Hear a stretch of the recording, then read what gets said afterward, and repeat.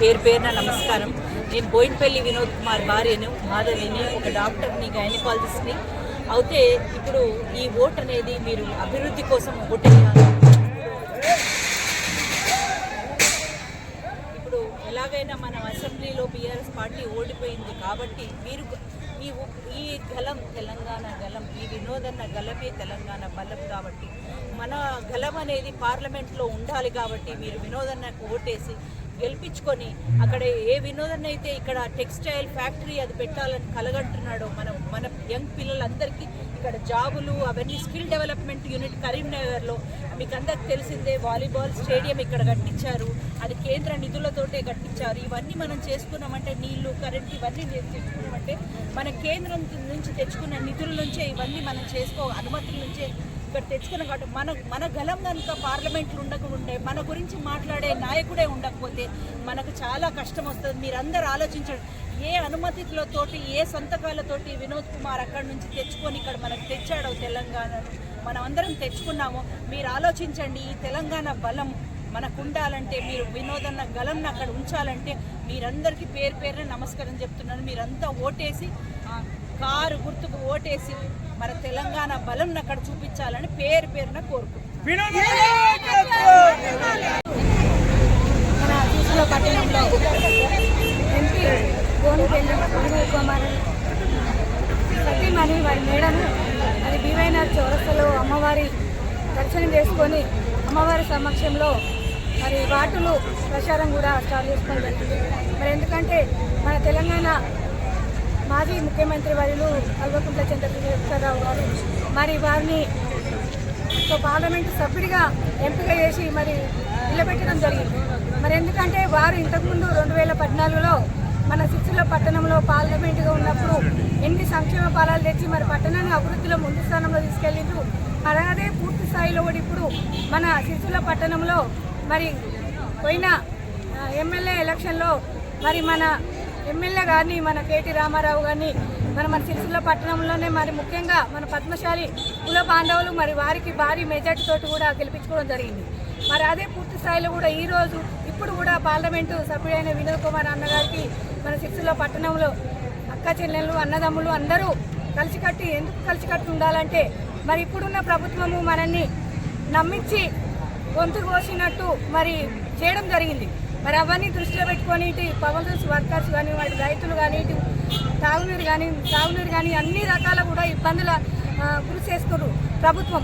మరి వారికి మనము మన పార్లమెంటులో మన టీఆర్ఎస్ నాయకుడు ఉండి మరి గొంతు చించి అరిచి మన జిల్లాని ఇంకా అభివృద్ధి స్థానంలో ముందుకు తీసుకెళ్ళడానికి మన బోయినపల్లి వినోదన్న గారికి భారీ మెజార్టీతోటి మనం గెలిపించుకుంటే మన బతుకులు కూడా చాలా బాగుంటాయి.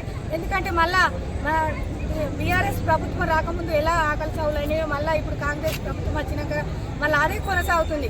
అది తిప్పి కొట్టాలంటే మనకు ఒక బలమైన నాయకుడు ఉంటే మనకు మన ఎమ్మెల్యే గారికి ఎంపీ తోడు ఉంటే ఇంకా కూడా మన బతుకులు చాలా బాగుంటాయని కోరుకుంటూ ఈరోజు మన వార్డుల ప్రచారానికి వచ్చిన మరి తులమక్క గారికి, మాజీ జెడ్పీ చైర్పర్సన్ గారికి, మరి వార్డు కౌన్సిలర్లకు ఈ కార్యక్రమంలో పాల్గొంటున్న ప్రజలందరికీ కూడా పేరు పేరు ధన్యవాదాలు తెలుపుకుంటూ మనందరము కారు గుర్తుపై ఓటేసి భారీ మెజార్టీతో గెలిపించుకోవాలని కోరుకుంటున్నాం. చాలా చైతన్యవంతమైనటువంటి ప్రజలు, మంచి చెడు అన్ని ఆలోచించేటువంటి నైపుణ్యత ప్రాంత ప్రజలకు ఉంది.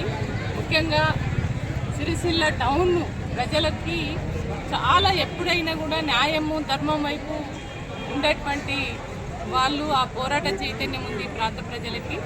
మరి తెలంగాణ ఉద్యమంలో కూడా చాలా ముందంజలో ఉన్నటువంటి ప్రాంతం ఈ ప్రాంతం.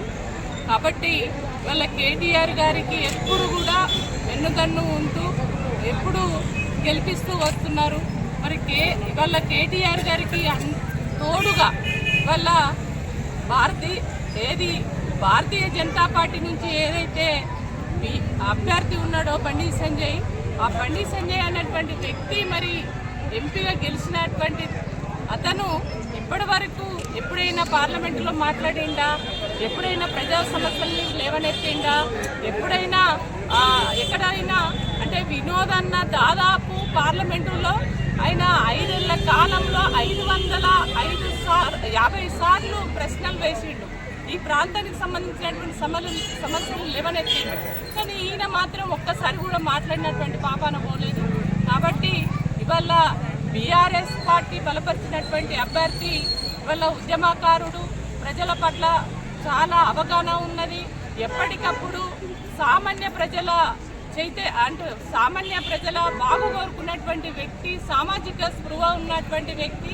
ఎప్పుడు పేదోళ్ళ పిల్లలు మంచిగా ఉండాలి, వాళ్ళు మంచిగా చదువుకోవాలి, వాళ్ళ భవిష్యత్తు మంచిగా ఉండాలి, అట్టడుగు వర్గాలకు ఉపాధి అవకాశాలు ఉండాలని ఎప్పుడు పేద వర్గాల గురించి ఆలోచించేటువంటి వ్యక్తి ఇవాళ బోయినపల్లి వినోద్ కుమార్ గారు. కాబట్టి వారిని గెలిపించుకోవడంలో మీరందరూ కూడా ముందుండి, ఎందుకంటే ఎక్కడ చూసినా కూడా కరీంనగర్ పార్లమెంటు పరిధిలో ఎక్కడ చూసినా చాలామంది మా అక్క చెల్లెళ్ళు, అన్నదమ్ములు, కార్మికులు, కర్షకులు, విద్యార్థులు, యువకులు అందరూ కూడా చాలా ఒక స్పష్టమైనటువంటి అవగాహనతో ఉన్నారు. ఎందుకంటే బీజేపీ పార్టీ అభ్యర్థి కానీ ఇవాళ కాంగ్రెస్ పార్టీ అభ్యర్థి కానీ ఎవరు కూడా ప్రజలలో ఉన్నటువంటి వాళ్ళు కాదు. కాంగ్రెస్ పార్టీ అభ్యర్థి అయితే ఆయన బిజినెస్ ఆయన చేసుకుంటాడు, ఎప్పుడు కూడా ప్రజల గురించి కానీ ప్రజల సమస్యల గురించి మాట్లాడినటువంటి వ్యక్తి కాదు. కాబట్టి ఇవాళ బండి సంజయ్ గురించి అంటే ఒకసారి మరి 5 ఏళ్ళు మనము గెలిపించినాం, 5 ఏళ్ళు అవకాశం ఇచ్చినాం, ఆయన ఏందో అందరికీ కూడా తెలిసింది. ఇవాళ ఎప్పుడు కూడా గ్రామీణ ప్రాంతాలకు రాలేదు, ప్రజా సమస్యలు మాట్లాడలేనటువంటి వ్యక్తి.